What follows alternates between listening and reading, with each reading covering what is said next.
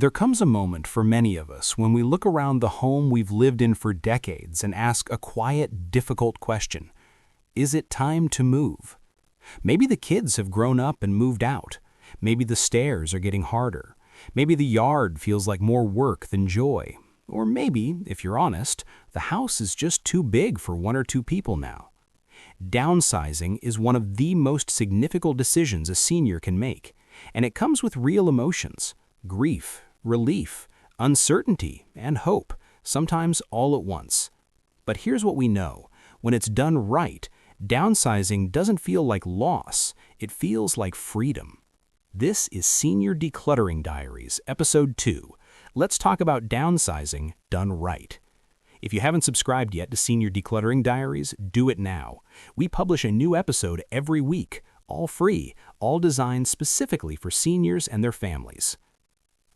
1. Is downsizing right for you? Before we talk about how to downsize, let's talk about whether it's the right move for you, because it isn't for everyone, and it's worth being honest with yourself. Downsizing often makes sense when your home has more space than you regularly use, when maintenance, the lawn, the repairs, the cleaning has become a burden rather than a pleasure, when you're paying to heat and cool rooms nobody sleeps in, or when being closer to family, medical care, or community would genuinely improve your daily life. On the other hand, if your home is paid off, you're safe and comfortable, and your community is your lifeline, there's no rule that says you have to move.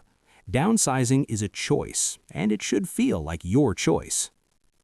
2. The emotional side.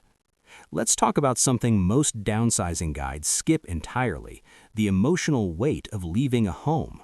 A home isn't just walls and a roof. It's where children took their first steps, where holidays were celebrated, where ordinary Tuesday evenings became memories. Leaving that is a grief process, and it deserves to be treated as one.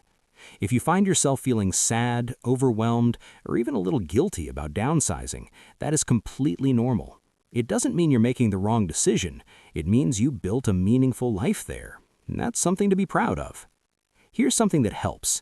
Before you start sorting a single item, spend an hour walking through your home with intention. Take photos of the rooms. Write down a memory from each space. Acknowledge what this home meant to you. That simple act, honoring the past, makes it much easier to move toward the future. 3. Deciding what makes the move. Now let's get practical. When you're moving to a smaller space, you cannot take everything.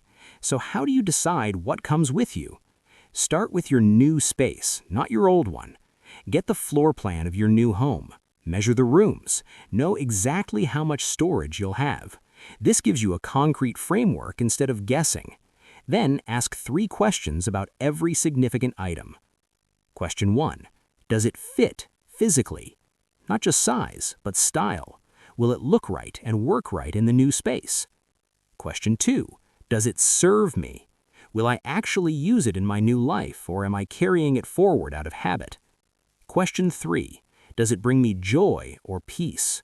Not obligation, not guilt, genuine positive feeling. If an item answers yes to at least 2 of those 3, it earns its place in the moving truck. If it answers no to all 3, it's time to pass it on. And for the items in between, the sentimental, the uncertain, the maybe pile, there's a middle path. More on that in just a moment. 4. Room by room downsizing strategy. Let's walk through the home room by room, because each space has its own downsizing logic. The kitchen. Most people move 100% of their kitchen and use 40% of it in their new home. Be ruthless here. Keep 1 full set of dishes, not 3. Keep appliances you use weekly. Let go of the duplicates, the specialty gadgets, and the someday equipment. The living room. Furniture is where most people struggle most. A large sectional sofa that filled your old living room will overwhelm a smaller one. Measure before you commit, and consider a smaller, well-chosen furniture arrangement often feels more comfortable, not less. The bedroom. Clothing is almost always overpacked in a move. Use the 1-year rule. If you haven't worn it in the past year, it doesn't make the move. For sentimental clothing, a wedding dress, a military uniform, consider preservation framing or gifting to family rather than packing it in a box indefinitely. the garage and storage areas. These spaces are where forgotten items live. Be honest, if it's been in a box for 5 or more years, you haven't needed it. Now is the time to let it go. I want to hear from you. Are you currently thinking about downsizing, or have you already made the move? Drop your story in the comments below. Your experience might be exactly what someone else needs to hear. 5. Setting up your new space. Here's something people don't talk about enough. How you set up your new space matters as much as what you bring to it. A smaller home done well feels abundant. A smaller home done poorly feels like a compromise. A few principles that make all the difference. Prioritize light. Lighter walls, fewer heavy curtains, mirrors to reflect natural light. These make small spaces feel open and welcoming. Give every item a home. In a smaller space, clutter is more visible and more stressful. When everything has a designated place, even a compact home feels organized and calm. And finally, bring the things that make it yours. The photo that makes you smile, the blanket that feels like comfort, the small details that say, "This is where I belong."